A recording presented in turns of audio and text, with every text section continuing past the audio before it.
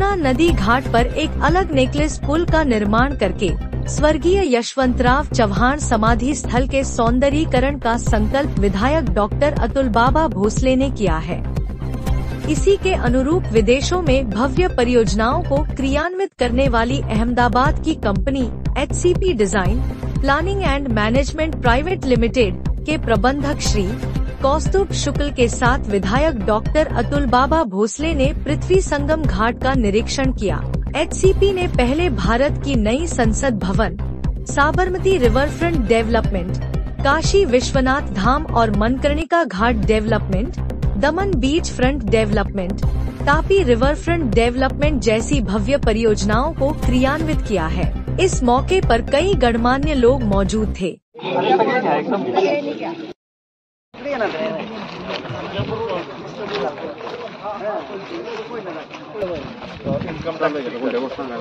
Market में पैसा ज्यादा आएगा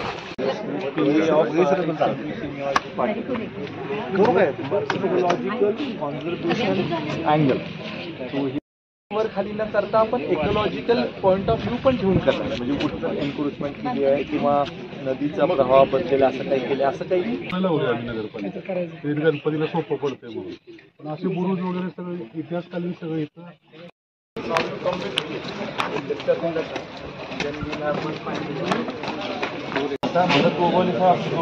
म्हणजे तरतूद झाली की जुने कामं आज कराडच्या प्रीती संगमावर येऊन आदरणीय कैलासवासी चव्हाण साहेबांना विनम्र अभिवादन करून समाधी स्थळाचं रिडेव्हलपमेंट आणि कराडच्या हद्दीतून जाणारा जो NH4चा पट्टा आहे किंवा NH4 रस्त्यापासून ते विट्याला जाणारा जो रस्ता आहे त्या रस्त्याला कसं आपल्याला कनेक्ट करता येईल आणि त्याबरोबर आपली जी नदी आहे नदीच्या बाजूला रिव्हर फ्रंट डेव्हलपमेंट आपल्याला कशी करता येईल याच्यासाठी आपण HCP कंपनीचे आदरणीय कौस्तुभजी यांना इथं इन्व्हाइट केलं होतं।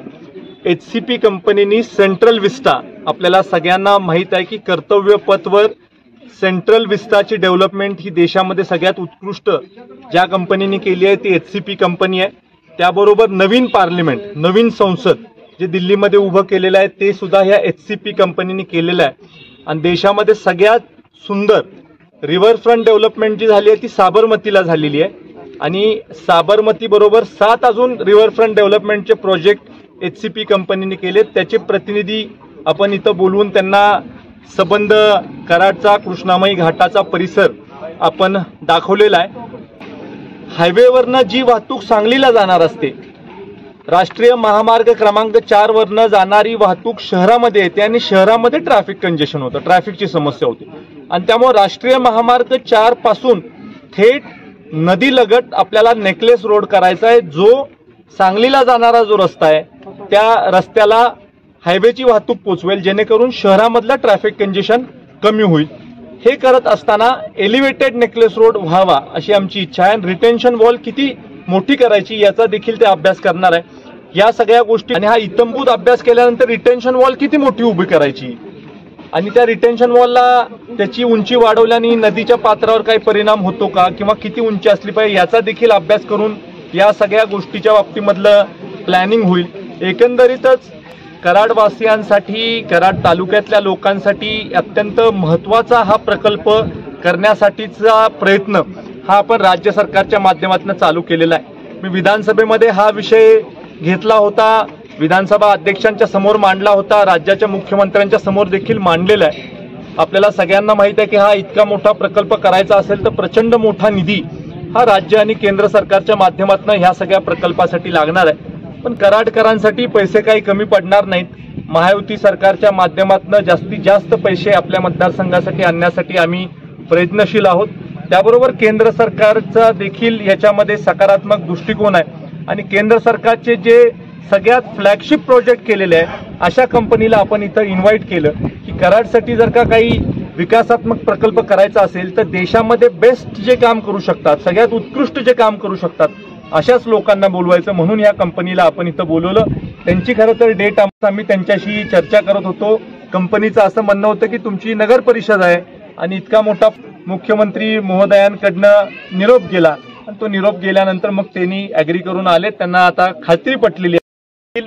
पावित्र्य आपल्याला जपायचं आहे आणि त्याबरोबर एखादं सांस्कृतिक भवन, रिव्हरफ्रंटवर बोटिंगच्या फॅसिलिटीज, त्याबरोबर काही इथं जे काही आता खानावळी आहेत किंवा जे काही नागरिक इथं येतात, टुरिस्ट येतात, त्यांच्यासाठी जेवायसाठी देखील फूड कोर्ट याची सुद्धा फॅसिलिटी, त्याबरोबर एखादी लायब्ररी, चव्हाण साहेबांच्या कामाविषयी ज्याच्यामध्ये पुस्तकं असतील, सरकारच्या कामाविषयी ज्याच्यामध्ये माहिती असेल, देशामधल्या महापुरुषांच्या बद्दलची माहिती असेल, नदीकाठी एखादा लेझर शो आणि त्याच्याबरोबर आणखीन आपल्याला काही फाउंटनची व्यवस्था जिथं करायला लागते तिथं फाउंटनची व्यवस्था, चांगलं लॉनमध्ये लँडस्केपिंग असेल आणि हेरिटेज साईटचं आर्किओलॉजिकल सर्व्हे अथॉरिटी ऑफ इंडियाकडनं परवानगी घेतल्यानंतर जेवढं परमिसेबल आहे तेवढी सुद्धा डेव्हलपमेंट आपल्याला भविष्यात कशी करता येईल याच्यासाठी हा एक इत्थंभूत आराखडा करायचा आहे. हा आराखडा करत असताना हा आराखडा काही एक दोन व्यक्तींनी करायचा नाही, संबंध शहरातल्या लोकांकडून आपण सजेशन घेणार आहोत. अशा प्रकारची डेव्हलपमेंट आपल्याला या परिसरामध्ये करायचे. आपण त्या लोकांना देतोय ज्यांना कराड शहरात थांबायचं नाही. कराड शहर आम्ही इतकं सुंदर, स्वच्छ, देखणं आणि चांगलं करणार आहोत की कराड शहरामध्ये विशेष खरेदी करण्यासाठी, राहण्यासाठी जी लोक येणार आहे त्याची वाहतूक वाढणार आहे.